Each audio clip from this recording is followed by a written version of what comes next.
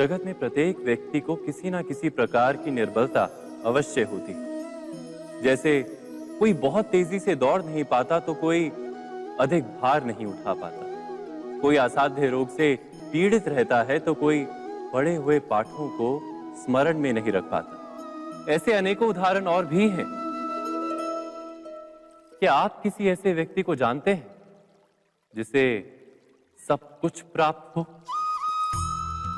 और हम जीवन की उस एक निर्बलता को जीवन का केंद्र मानकर जीते हैं? इस कारणवश हृदय में दुख और असंतोष रहता है सदा। निर्बलता मनुष्य को जन्म से अथवा संजोग से प्राप्त होती है, किंतु उस निर्बलता को मनुष्य का मन अपनी मर्यादा बना लेता है। किंतु कुछ व्यक्ति ऐसे भी होते हैं जो अपने पुरुषार्थ और श्रम से उस निर्बलता को पराजित कर देते हैं। क्या भेद है उनमें और अन्य लोगों में? क्या आपने कभी विचार किया है? सरल सा उत्तर है इसका।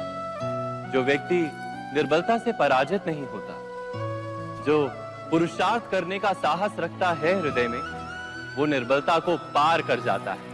अर्थात निर्बलता अवश्य ईश्वर देता है, किंतु मर्यादा मनुष्य का मन ही निर्मित करता है। स्वयं विचार कीजिए।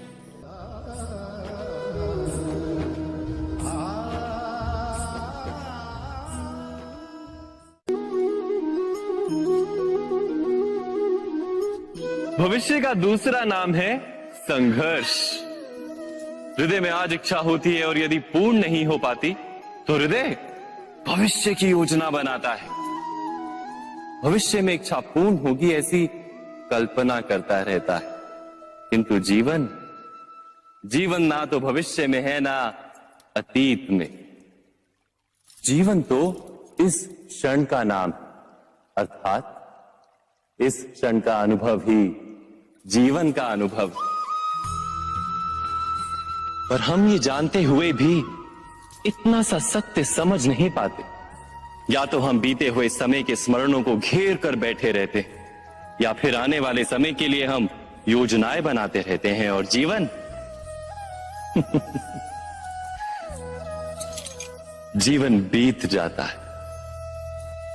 एक सत्य यदि हम हृदय में उतार लें कि ना हम भविष्य देख सकते हैं, ना ही भविष्य निर्मित कर सकते हैं, हम तो केवल धैर्य और साहस के साथ भविष्य को आलिंगन दे सकते हैं, स्वागत कर सकते हैं भविष्य का। तो क्या जीवन का हर पल जीवन से नहीं भर जाएगा? स्वयं विचार कीजिए।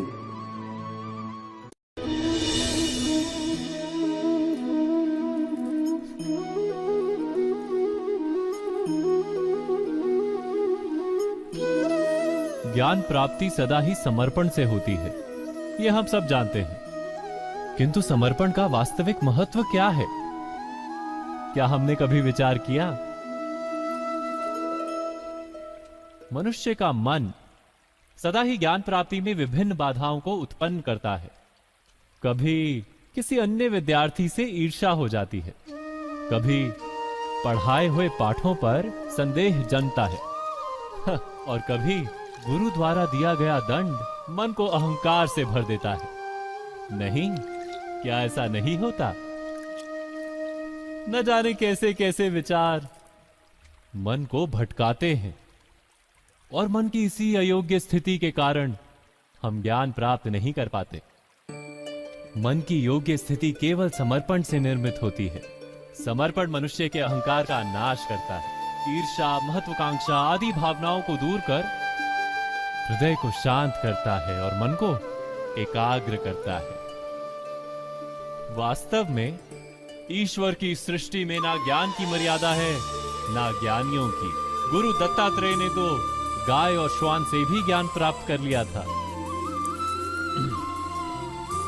अर्थात विषय ब्रह्म ज्ञान का हो या जीवन के ज्ञान का या गुरुकुल में प्राप्त होने वाले ज्ञान का, उसकी प्राप्ति के लिए गुरु से अधिक महत्व है उस गुरु के प्रति हमारा समर्पण।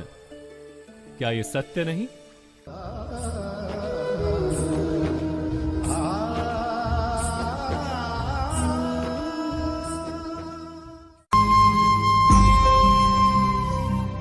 प्रत्येक मनुष्य के जीवन में ऐसा क्षण अवश्य आता है जब सारे स्वप्न, सारी आशाएं, सारे दृश्य ध्वस्त हो जाते हैं। जीवन के सारे आयोजन ही बिखर जाते हैं। एक और धर्म होता है और दूसरी ओर सुख। इसी को धर्म संकट कहते हैं। जब धर्म का वहन ही संकट हो और धर्म का त्याग ही सुख हो। विचार कीजिए, कभी किसी स्वजन के विरुद्ध सत्य बोलने का अवसर प्राप्त हो जाता है, कभी ठीक दरिद्रता के समय सरलता से चोरी करने का मार्ग प्राप्त हो जाता है, कभी किसी शक्तिशाली राजनेता या राजा के कर्मचारी का अधर्म प्रकट हो जाता है। सबके जीवन में ऐसी घटना बनती ही रहती है। अधिकतर लोग ऐसे किसी क्षण को धर्म संकट के रूप में जान ही नहीं पाते। हमें किसी प्रकार के संघर्ष का अनुभव ही नहीं होता। सहजता से सुख की ओर खींचे चले जाते हैं, जैसे मक्खी गुड़ की ओर खींची चली जाती। वास्तव में धर्म संकट का क्षण ईश्वर के निकट जाने का क्षण होता है। यदि हम संघर्षों से भयभीत ना हो, सुख की ओर आकर्षित ना हो, अपने धर्म पर दृढ़ रहे, तो ईश्वर का साक्षात्कार दूर नहीं।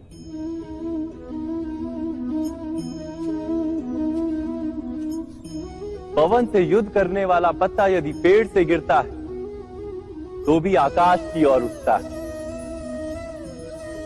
पवन से झुकने वाली घास वहीं भूमि पर रह जाती है।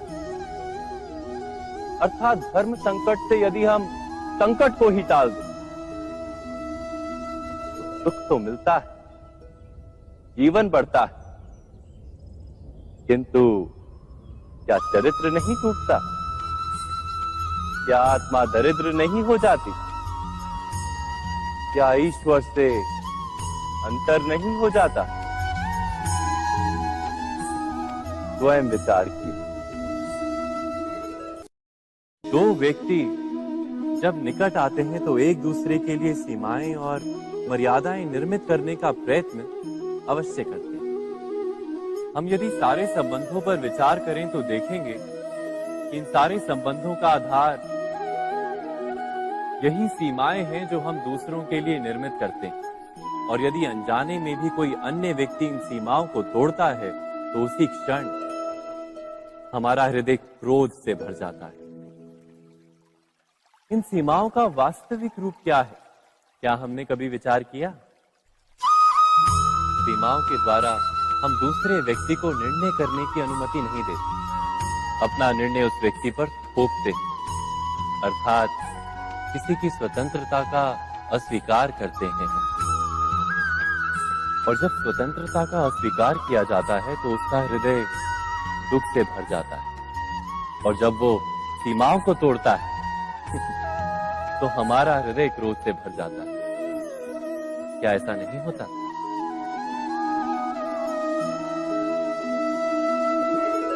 पर यदि एक दूसरे की स्वतंत्रता का सम्मान किया जाए तो किसी मर्यादाओं या सीमाओं की आवश्यकता ही नहीं होती।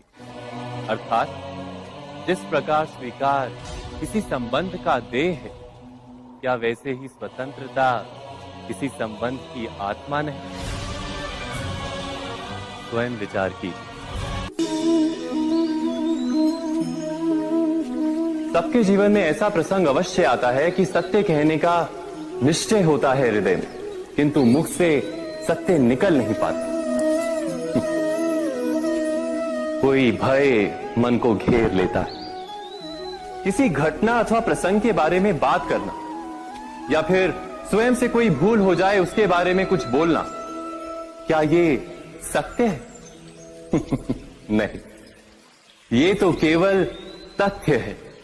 अर्थात जैसा हुआ था वैसा केवल बोल देना सामान्य सी बात है। किंतु कभी कभी उस तथ्य को बोलते हुए भी भय लगता है। कदाचित किसी दूसरे की भावनाओं का विचार आता है मन। दूसरे को दुख होगा ये भय भी शब्दों को रोकता है। तो ये सत्य क्या है? क्या हमने कभी विचार किया है? जब भय रहते हुए भी कोई तथ्य बोलता है तो वो सत्य कहलाता है। वास्तव में सत्य कुछ और नहीं, केवल निर्भयता का दूसरा नाम है। और निर्भय होने का कोई समय नहीं होता, क्योंकि निर्भयता आत्मा का स्वभाव है। अर्थात क्या प्रत्येक क्षण सत्य बोलने का क्षण नहीं होता?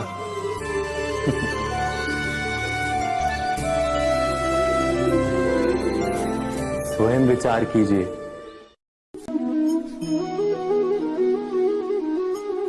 श्रेष्ठता का क्या अर्थ है?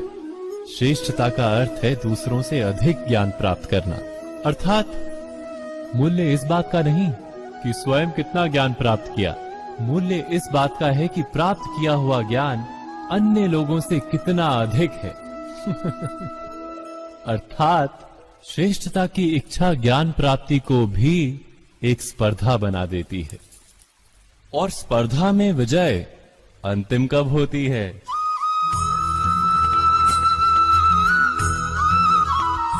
कुछ समय के लिए तो श्रेष्ठ बना जा सकता है, किंतु सदा के लिए कोई श्रेष्ठ नहीं रह पाता। फिर वही असंतोष, पीड़ा और संघर्ष जन्म लेता है। किंतु श्रेष्ठ बनने के बदले यदि उत्तम बनने का प्रयत्न करें तो क्या होगा? उत्तम का अर्थ है कि जितना प्राप्त करने योग्य है वो सब प्राप्त करना, किसी से अधिक पाने की इच्छा से नहीं, मात्र आत्मा की तृप्ति हेतु कुछ प्राप्त करना। उत्तम के मार्ग पर किसी अन्य से स्पर्धा नहीं होती, स्वयं अपने आप से स्पर्धा होती है। अर्थात उत्तम बनने का प्रयत्न करने वाले को देर अबेर सारा ज्ञान प्राप्त हो जाता है। बिना प्रयत्न के ही वो श्रेष्ठ बन जाता है। किंतु जो श्रेष्ठ बनने का प्रयत्न करता है वो श्रेष्ठ बने या ना बने, उत्तम कभी नहीं बन पाता।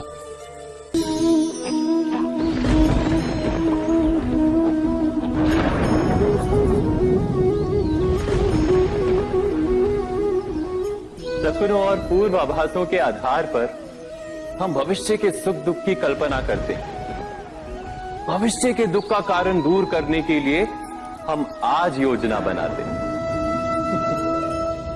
किंतु कल के संकट को आज निर्मूल करने से हमें लाभ मिलता है या हानि पहुंचती है? ये प्रश्न हम कभी नहीं करते। सत्य तो ये है कि संकट और उसका निवारण साथ जनते हैं, व्यक्ति के लिए भी और सृष्टि के लिए भी। नहीं, आप अपने भूतकाल का स्मरण कीजिए, इतिहास को देखिए। आप तुरंत ही ये जान पाएंगे कि जब जब संकट आता है तब तब उसका निवारण करने वाली शक्ति भी जन्म लेती है। यही तो जगत का चलन है। वस्तुतः संकट ही शक्ति के जन्म का कारण है। प्रत्येक व्यक्ति जब संकट से निकलता है तो एक पद आगे बढ़ा होता है, अधिक चमकता है, आत्मविश्वास से अधिक भरा होता है, न केवल अपने लिए अपितु विश्व के लिए भी।